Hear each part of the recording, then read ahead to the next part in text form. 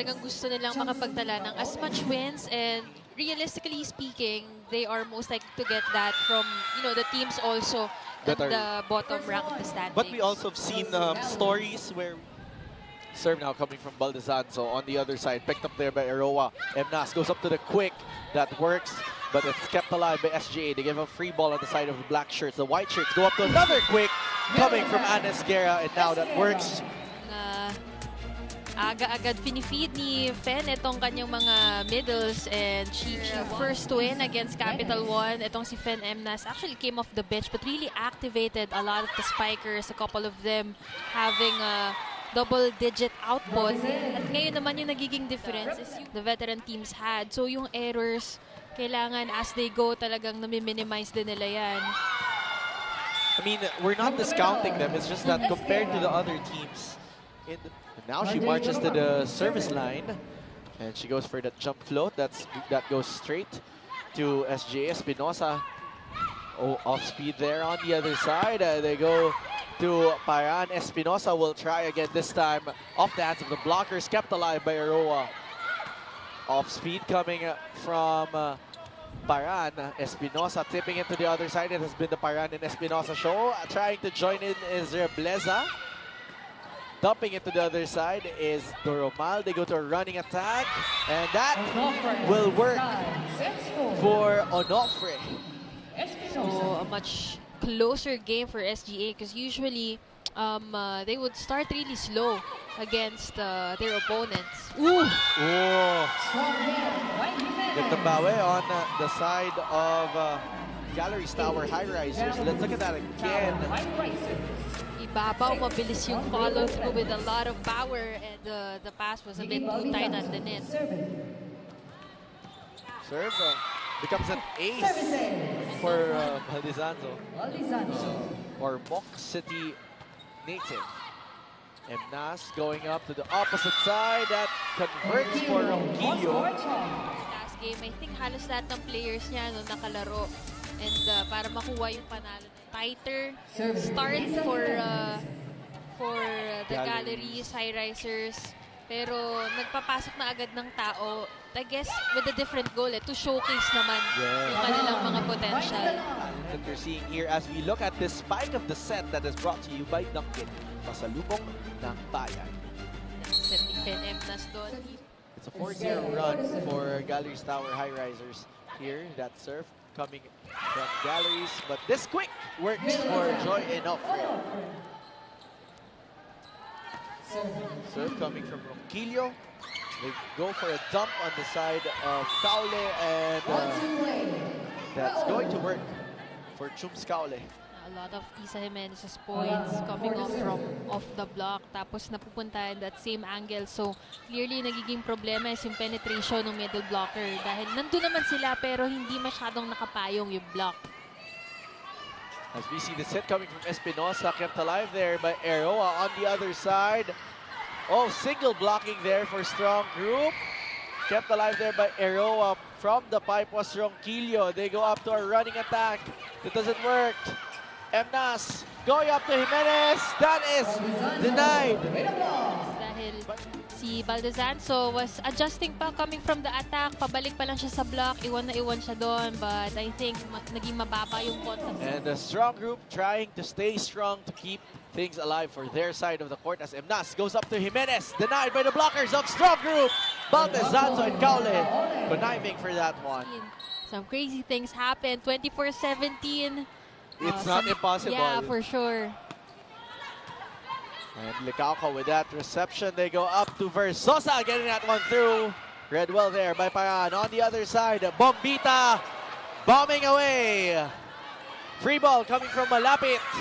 Errol was there. On the other side, Bombita again detonating for Galeries Tower Highrisers. To have someone who answers the call.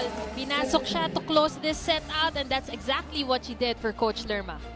And Grace Bombita, magandang hugot at magandang performance from their level. But what you want to appreciate there, if you're a strong group supporter, is the number of blocks. 3 big block points already. As that gets through for Galeries Tower Highrisers. Bombita marking the first point here at set number 2. Strong group. Itong si Valdizanzo, she's always there, no? Parang almost always nababasa niya naman kung kanino isa-set. Yung penetration lang talaga ng kamay yung pinakapos.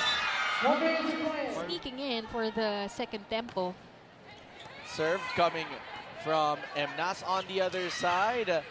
Espinosa from the pipe. They go up to the open side. That is going to be a point from Grace Bombita. Bombita, 3-on-3. Look at that. Ito yung, alam mong may confidence na siya kasi nagbavari. Adjustments to get the right balance within the team. Of course, it was and is still an uphill battle for them. But what keeps them going is their shared goal. That is growth and the opportunity that is presented to them now. Dito sa SGA. Minsan nga pag nagtagal na kayo, no, hindi mo na kailangan tumingin. Oh, alam mo na. Oo. Parang may psychic senses ka. As we try to see the psychic hit coming from the opposite side from strong group Lan going for that cross court. Look at that. Look at the elevation of Raslan and the power. As we get the serve coming from RJ Doromal. That goes straight to Espinosa. On the other side, Kaule going to the back quick. That is denied by Marzan. Espinosa getting that one through. Emnas will pop this one up to the open side. Great block there coming from Onofre. That hit coming from Payan. Espinosa will answer. Emnas goes up to a dump. Read well there by Raslan. Pipe hit for Dolly Versosa. Works. Kung gaano kalaki yung lamang or kung dikitan yung laban, she displays the same amount of effort for her team. And that's what you want to see. As Audrey Payan gets that one through and gives a 2-point lead. Very calm setting from Fen Emnas as well. It's a 4-point lead for the white shirts. Payan with that serve. Since nakakatuwang panoorin ito si Bombita, as we saw that point from Espinosa, she already has 7 points under her belt. Quality minutes ang tawag dyan. And you know, we don't count playing minutes here as much as we do in other sports, but stellar numbers already for one Grace Bombita. This is the spike of the set that is brought to you by Dunkin. Pasalubong ng bayan. Pasalubong. But complacency naman ang magiging kalaban nila dyan. Yeah, it happens sometimes. You get confident, overconfident as that. As Dolly Versosa gets that one through. That it's your second conference. Ayaw mo patalo dun sa mga teams na first conference pa lang. And they've gained that confidence after Capital One. Now, Bombita with 8 points already in this ball game on attack. Serves. And that hit coming from Versosa on the other side. They go up to Doromal with a back set coming from Fenemnas. Versosa going cross court on the other side. Another back set for Doromal. Kaule going up to a back set as well. And that is going to be popped up there by Galeries. Oh, solid block there by Onofre. So far talaga ito yung advantage nila over Galeries. Yung atake, medyo nahihirapan sila sumabay. As we did mention now, that error from Espinosa would make that last attempt unsuccessful. SGA with that serve. Versosa inangat. Espinosa giving up a free ball. Let's see what Galeries will do with this chance. Back quick to Ipak. Denied there. They go up to Payan. That is kept alive by Versosa. They go up to Espinosa for a strong group. Raslan will be serving for strong group. Received there by Bombita. Emnas popped this up for Payan. Kept alive there by the libero. Espinosa again off the blockers. On the other side, they go to Payan. Espinosa will try again.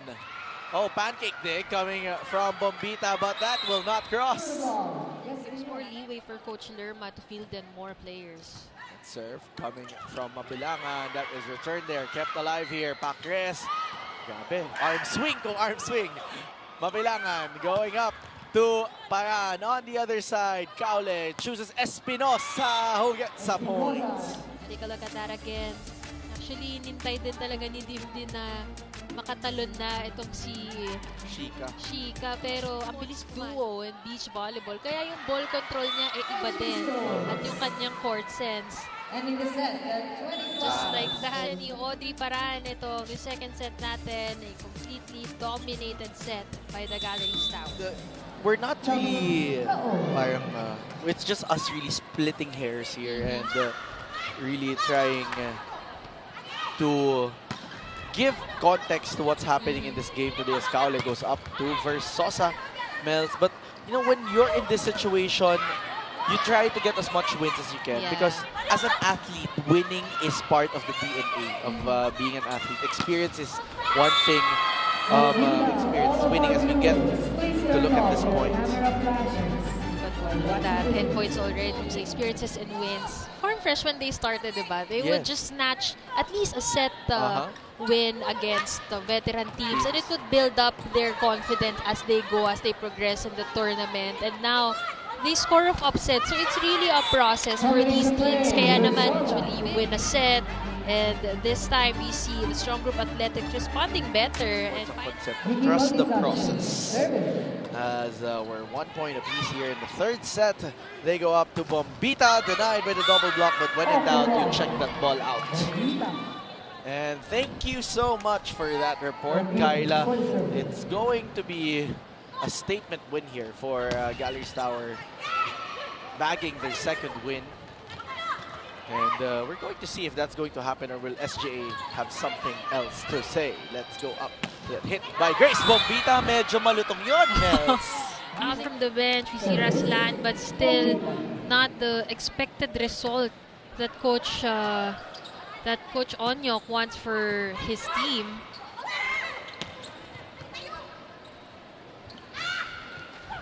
That hit coming from Dolly Versosa works and stops the bleeding for Strong Group. So to our fans, we have a triple header today, and pwedeng-pwede po kayong sumunod. Oo, tayo na sa Antipolo. Sabi nga nila. For the tourism. For the tourism ad tayo. Ano bang meron dito, Ma'am Shimels? Ano Bahan. Yeah. And Suman, as we appreciate that block point coming. Anong meron dito? Exciting PVL game. Yes, you know, if you're just joining us here today, the PLDT high-speed hitters going up against the Farm Fresh Foxes, and then we're closing off with the Chocamucho Flying Titans against the Akari Chargers. But first, let's appreciate that hit out coming from Julia Ipa. Check of the scoreboard. It is Bombita, top scorer with 12 points so far. Paran with 9 points. On the other side, Versosa with 6, Espinosa with 5. So the wingers really at it today. And that's what you expect from your outside hitters, or even your opposite hitters, really. Nothing surprising here, but Onofre surprises. Supported well by Audrey Paran, and both very consistent on their attacks today. But Balisanso is gonna get up 1 point off that quick tip, and cutting the lead to just 4 points. Cutting it closer also compared to the previous sets, as Bombita will try to add one. Great coverage coming from Roa. Bombita will try again. This time, that will get a check. Earlier power attack dug well by Strong Group, and Galeries mixed things up by setting it up against SGA in that department as well. Serve coming from Mabilangan. On the other side, they go to a combination play. Bombita will answer. Denied there by the block coming from Baldezanzo. She's been quite quiet in that second set. Coverage. Eroa was actually at the back saving that set. As we appreciate that move that is brought to you by Honda Motorcycle. Ganda na nagiging tapati. And so far, lahat ng binubunot niya dito, nagde-deliver. Even si Captain Demi Pacres kanina pinasok, also scored off a point. But speaking of scoring points, Chica Espinosa continues to be a bright spot. Let's look at that again. It's set coming from Kaole, going in the middle of the seam of Ronquillo. Hernandez now to serve. Kaole goes up to Espinosa, read well by Bombita. They go up to Ronquillo, who finishes the game. and ends the match.